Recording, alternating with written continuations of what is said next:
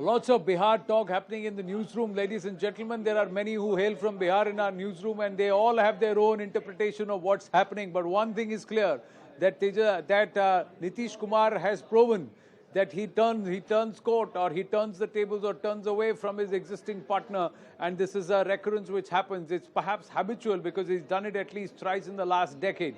Now we got an update coming through. The Bihar BJP core group meeting is at 6 p.m. All leaders have arrived from Delhi. So we showed you the pictures of those who are in the flight. All of them, they've touched down. So this meeting will happen at 6 p.m. We'll have to see what the BJP has to come and say, because there will be a press conference post that. This is Maria Shakil's input. But before we go to Maria on this one, there is also a tweet that's come in from Rohini Acharya. Rohini is Lalu Yadav's daughter, and she has said, Bhajpa वाले DP बदलने को कहा था, हम लालूवादी सरकार ही बदल दिए. And she's put out the victory sign there and says, ये बिहार है बबुआ, उड़ती चिड़िया को हल्दी लगाता है. So clearly a lot of celebration that's happening in the RJD camp, and many are looking at this as Tejaswi becoming the undisputed challenger to the BJP and perhaps the single largest leader in Bihar. So he's been able to emerge not just from his father Lalu Prasad's shadows, but somewhere he's also become quasi the political heir to Nitish Kumar. Maria Shakil with us on both. Yes, Maria. Yes, so what sources in the BJP are telling us is that they will be deciding the next for action, because so far they were waiting for Nitish Kumar to make his move, which he has already made. The swearing-in ceremony, of course, will be waiting and watching out for as well. But for the moment, the senior leaders of Bihar BJP, who are MPs as well, like Ravi Shankar Prasad, Sushil Modi, all of them have arrived in Patna. And, Sanjay Jaiswal, who is the state president, all of them will be meeting at 6 p.m., which will be the Bihar BJP core group meeting. They will be deciding as to what next for Bihar BJP. Because, Nitish Kumar, what the BJP has been saying is that now this is a case of betrayal. They were trying to ensure that the alliance functions, but it is Nitish Kumar who walked out on them. So now what will be BJP's strategy? That is something that we'll have to wait and see. And will they be responding to the charge that has come from the JDU? I did speak to a source in the BJP. They are saying that Nitish Kumar Nitish Kumar has not said anything officially against us, in the sense that he has said that he's walking out of NDA, but the charge that he's leveling against us has not been said officially. It is only source-based. So they will wait for perhaps an official, perhaps a press conference or of that nature to come from Nitish. That hasn't happened, and I'm not too sure if this will happen at all, because Nitish Kumar, even if he tries to explain the reason why he's walking out of the alliance, has several questions to answer as to what made him go back to the old ally RJD. Right. Thank you for your inputs, Maria. But Roshni there, Acharya, that is Lalu Yadav's daughter, putting out a tweet in jubilance. But as Sandeep Ghosh and Arun Anand are still with us, this is an old tweet of Lalu Yadav, which is also doing the rounds, just like an old speech of Nitish Kumar is doing the rounds. So here on the 3rd of August 2017 at 7:50 p.m., Lalu Yadav had tweeted, Nitish सांप है, जैसे सांप कैंचुल छोड़ता है वैसे ही नीतीश भी कैंचुल छोड़ता है और हर 2 साल में सांप की तरह नया चमड़ा धारण कर लेता है, किसी को शक. That's the question that he had asked at that time. This tweet had gone viral at that point in time.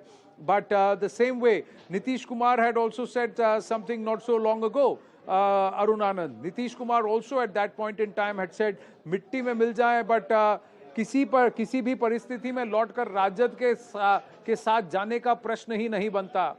रहे या मिट्टी में मिल जाए, आप लोगों के साथ कोई समझौता भविष्य में संभव नहीं है.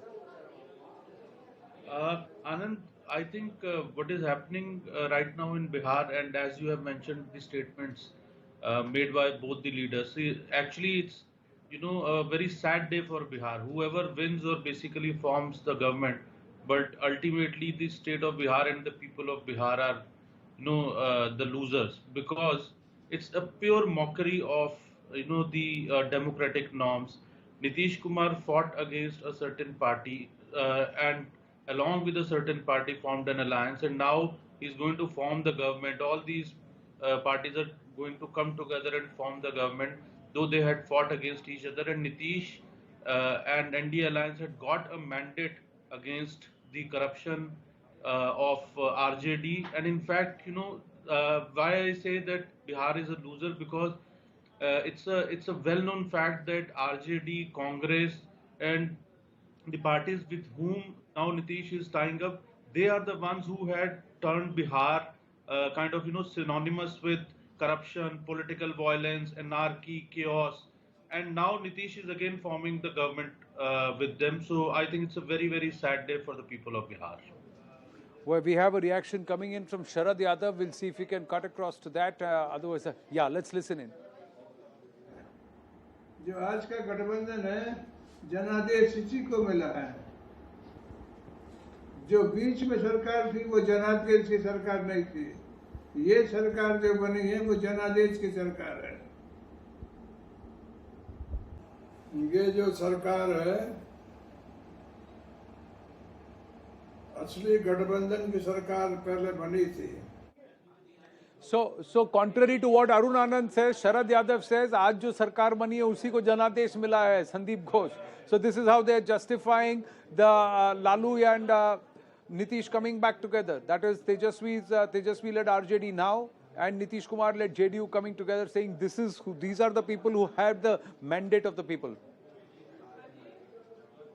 Well, interrupting you, gentlemen, cutting across to Alok Kumar Singh is the Noida CP. He's addressing a press conference, and this is on Shrikant Tyagi. Team है, वहां से एक नोटिफिकेशन आता है एक वीडियो के बारे में जो सेक्टर 93 की सोसाइटी से संबंधित है। उस वीडियो को देखते ही उसका त्वरित स्वतः संज्ञान लिया गया और हमारे विमेन सेफ्टी के लिए जो नोडल ऑफिसर है एडिशनल डीसीपी अंकिता शर्मा, संबंधित एसएचओ को तत्काल उस मीटिंग से उस वीडियो के डिटेल्स और उस परिवार से संपर्क करते हुए तत्काल कार्रवाई करने के निर्देश दिए गए और ये लोग उस मीटिंग के बाद से ही एक्शन में आ गए। ये 5 तारीख की घटना थी। पुलिस ने स्वयं रीच आउट करते हुए विक्टिम से संपर्क किया और फिर उनकी जो एक रिटन एप्लीकेशन थी उसके बेसिस पे केस रजिस्टर करके उस वीडियो में दिखाई देने वाले व्यक्ति की तलाश, एक मैन हंट शुरू किया। जैसा आप जानते हैं कि सभी प्रकार के क्राइम या सोशल सिचुएशंस के लिए ये कमिश्नरेट पुलिस बहुत सेंसिटिव रही है और पिछले कुछ दिनों में आपने देखा है कि चाहे वो ऑर्गेनाइज्ड क्राइम हो जिसकी आर्थिक रीढ़ तोड़ी गई या एक बहुत ही एग्रेसिव स्ट्रीट क्राइम पुलिसिंग की गई, उस सब को देखते हुए जो मेन एक्यूज है वो अपने आप को पुलिस से बचाने के लिए भागने लगे। उसकी गिरफ्तारी के लिए पहले 8 टीम बनाई गई जिसमें हमारे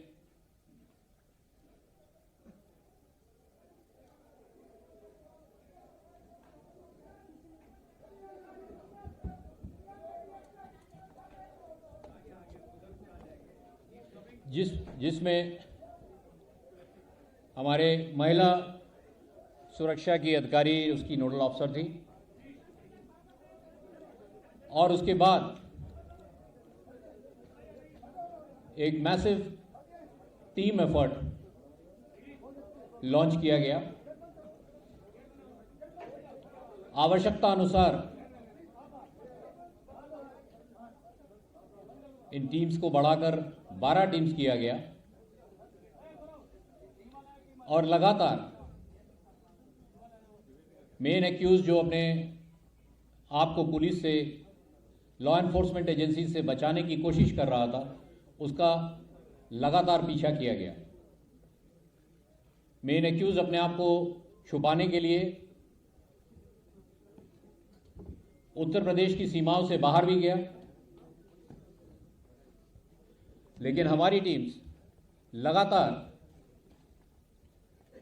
ह्यूमन इंटेलिजेंस, टेक्निकल इंटेलिजेंस, तमाम सीसीटीवी कैमरास, अन्य एजेंसीज के साथ कोऑर्डिनेशन के साथ लगातार बहुत ही प्रोफेशनल तरीके से उसका पीछे करते रहे। फ्राइडे, सैटरडे, संडे तक हम लोग काफ़ी आगे पीछे उस मेन एक्यूज के रहे। मेन एक्यूज बहुत चालाकी से अपने आप को छुपा रहा था। समय समय पर टेक्निकल सर्विलांस से अपने आप को बचाने के लिए रेडियो साइलेंस और इलेक्ट्रॉनिक साइलेंस भी उसने अख्तियार किया, लेकिन हमारी टीम्स पूरे जोशो खरोश के साथ उसके साथ पीछे लगी रही। उसको भागने में मदद करने वाले, उसको शरण देने वाले, उनको लगातार ट्रैक किया गया और आज इसको मेरठ के पास से हमारी टीम्स ने अपने सहयोगियों के साथ गिरफ्तार कर लिया है। ये एक बहुत ही चैलेंजिंग असाइनमेंट था, लेकिन एक बहुत ही प्रोफेशनली कॉम्पिटेंट टीम जो मेरी है, इस टीम ने इन सब चैलेंजेस को देखते हुए, स्वीकार करते हुए मेन एक्यूज तक पहुंचे और उसको अरेस्ट किया। इसकी पूरी घटना की पृष्ठभूमि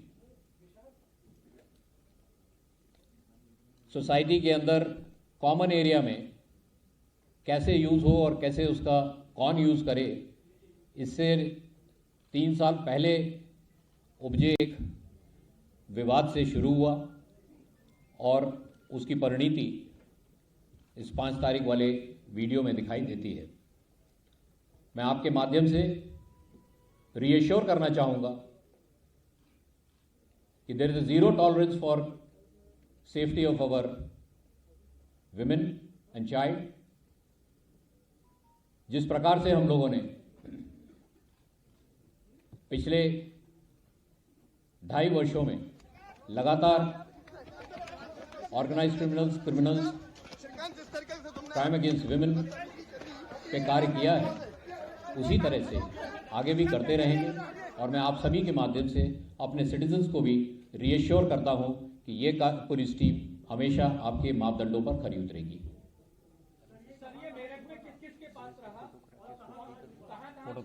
बुला लीजिए। आपने जैसे बताया यूपी के बाहर भी गया था, तो कहां गया था, किस से मिला? ये यहाँ से लगातार भागता रहा। पहले इसने कोशिश की दिल्ली से एयरपोर्ट की तरफ जाने की, लेकिन तब तक वीडियो इतना वायरल हो चुका था कि इसने फिर अपना ट्रैक चेंज किया और उसके बाद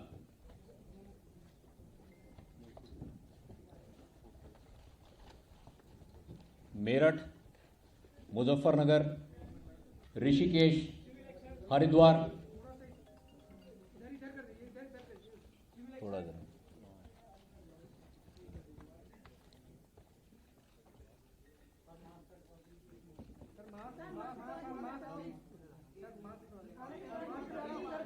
it depends on his safety protocol कि वो उसको उतारना चाहेंगे या नहीं चाहेंगे।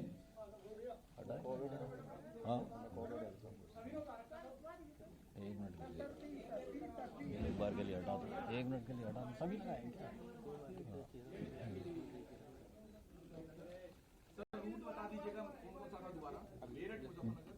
one thing at a time. Let the photo people visuals be done. Let the visuals be done. लगा लो मास्क। नहीं, इनका भी और भी फॉलो अप भी काफी बचा हुआ है। There are many other. Delhi के एयरपोर्ट की तरफ जाने की कोशिश हो गया। विजुअल्स हो गया। उसमें प्रेस नोट में सब आ रहे हैं। प्रेस नोट में सारे डिटेल्स हैं। 4